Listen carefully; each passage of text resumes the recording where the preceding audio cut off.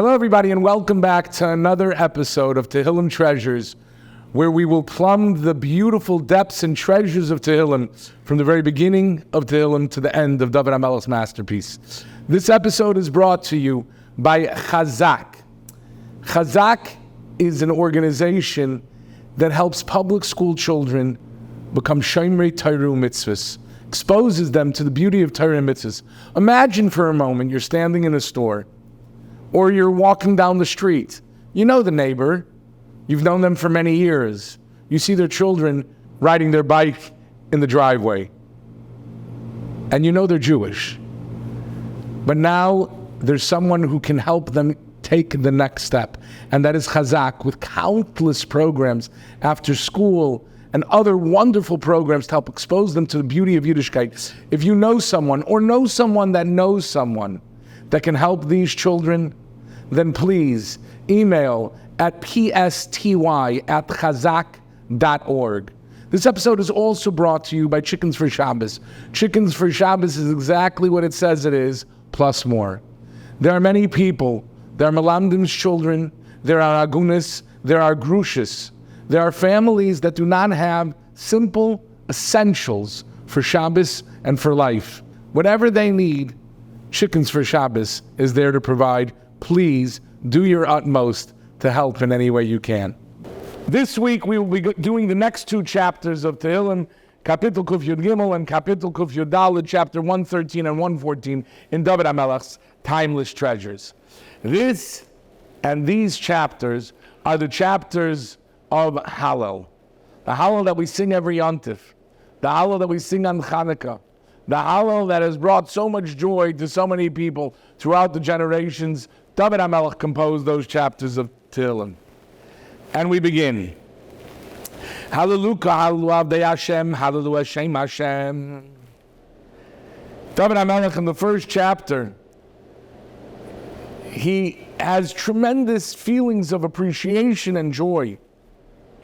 I remember I was once at a bris of a couple that did not have children for many years, and they were zeicher to have multiple births at one time.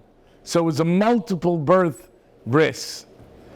And I remember that the father of these children got up, and it was the most beautiful drasha. How do you express your gratitude to Hashem Yisbarach? And he sang, Miki mi meyafadawal meyashbais yanim evyain lehoy shivi in divi miyim divi yamoy moy shivi akedes abayis aim habonim semecha. Hallelujah. The mother of children is happy. They at one point were in the darkest of times, in the lowest and the lowliest of times. But the Ribbono Shel Olam picks us up from the heaps of what we think is HaKadosh Baruch Hu's ignoring us. And HaKadosh Baruch Hu lifts us from the ashbois, Yarim Evyain, even though we're Evyainim and we're poor and impoverished, HaKadosh Baruch Hu knows what He's doing. HaKadosh Baruch Hu keeps score, and eventually those tefillas are answered. There was a beautiful, beautiful story that happened in the darkest of times. It was in the Kovna ghetto, and one time there was an auction, and they made the ghetto kinderein, clean of children. They liquidated the ghetto. It was the Kovna ghetto, and they liquidated all children from the ghetto. Not one child left. It was Pesach time. Not one child to say the Manishtano. Not one girl to show her mother her new dress. Not one child to steal the Afikoman. But it's Pesach, and on Pesach we sing Hallel. Not only do we sing Hallel We sing Hallel multiple times. The first night of Pesach is the only time, first and second night of Pesach is the only time that we sing Hallel at night. Normally, only during the day. The Yeshua is always during the day. Yetzias Mitzrayim was during the day. But here we sing Hallel at night. Because Laila ki yoim yoyer, the night shone like the day. And the question was, the Chazan got up, 4 of his children had been taken. Shaila, first night, should we sing Hallel? B'chlal, there's a Shaila if you sing Hallel the first night. But he turned to the Olam, and he wasn't sure what to do. And he said, you know, Rabbi Isai, there is a machlokes in between Beis Shammai and Beis Hillel until where we recite Hallel on the first night of Pesach. And he said, Beis Shammai paskins that we say the first paragraph up until the words Eim Habanim Smecha. And he looks around and he said, who amongst us can say that the mother of children is happy? No one. However, tonight we paskin like Beis Hillel. The end of the second chapter of Tehillim of Hallel, we say, Ha'hoifchi hatzur agamoyim, he who turns a rock into a pond of water. Everyone here has turned their hearts, which have been turned into a rock, into a pond of water. We've all cried nonstop. Tonight we paskin like Beis Hillel. And with otherworldly gevura, he got up and he began to sing a Hallel with dveikus, with incredible warmth and passion, with gevura and with simcha. He sang a Hallel that will never be forgotten. In middle of the Ashbais, the Rebbeinu Shalom lifts up the Evyain. We hope and we're mispalel that HaKadosh Baruch Hu does that for all of us, all the time.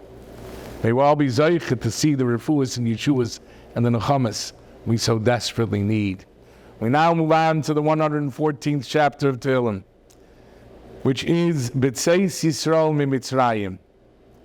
Also, a chapter that is sung with gusto.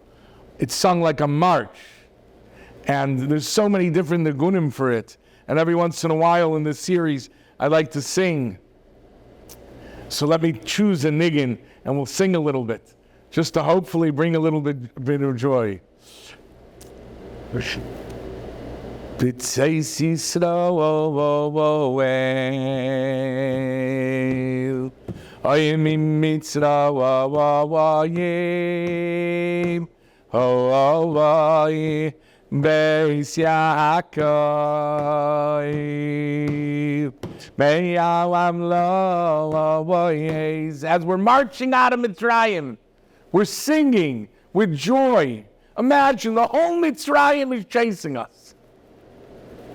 Remember, at the beginning of this kapitel, when we start singing, Klal Yisrael is being chased by the Mitzrayim. After 210 years of Mitzrayim, we're finally leaving Mitzrayim.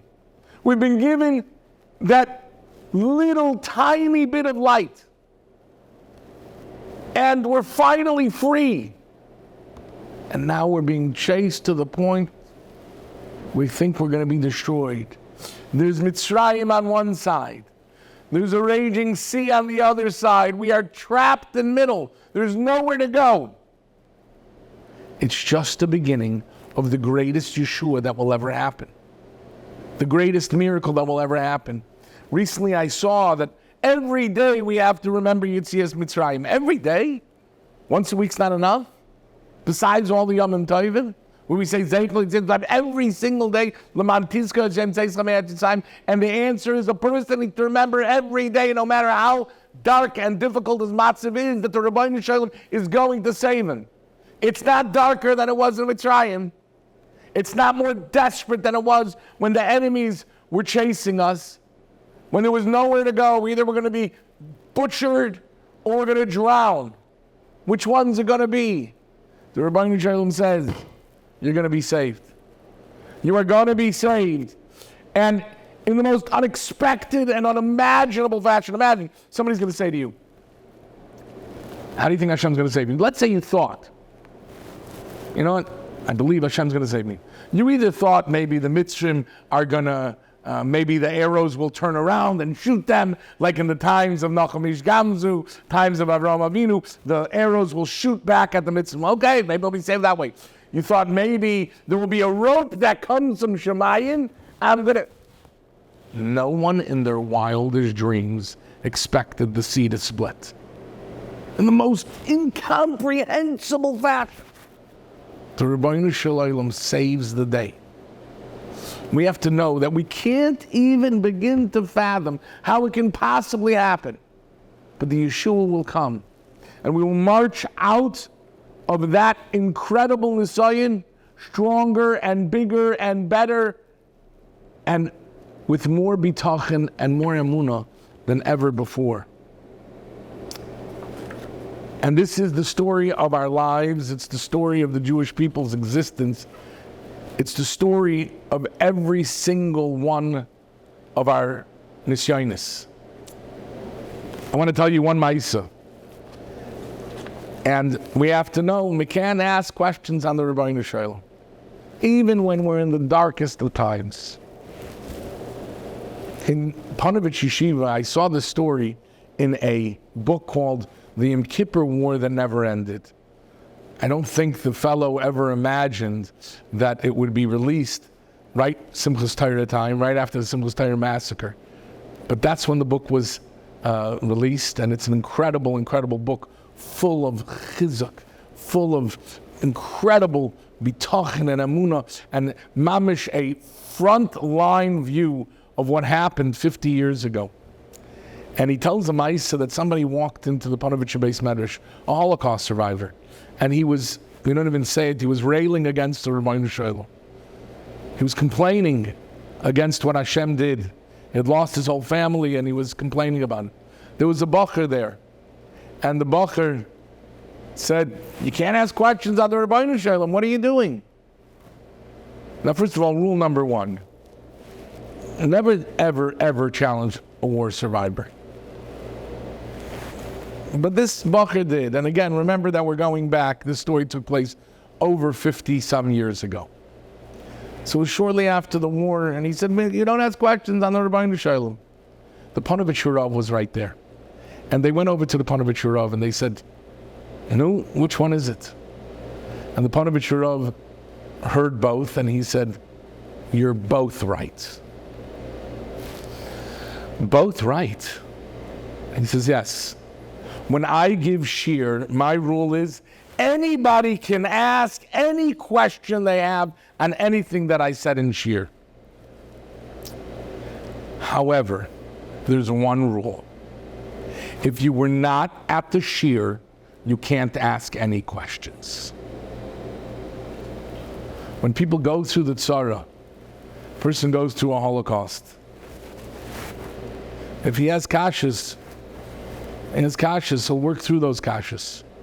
But we who are not at the shir, we who, Baruch Hashem, continue to be so, we've been kept safe, we can't ask kashas. There's no questions. And we have to know that in every generation there's a Mitzrayim, and in every generation it seems, Me'ayin Yavai Ezri, where will the Yeshua come from? The Ribbono Shel Olam is going to deliver us from whenever tzara comes our way. We have to repeat it, we have to believe it, and we have to sing, because the Yeshua will come and we'll be able to celebrate in greater fashion than ever before.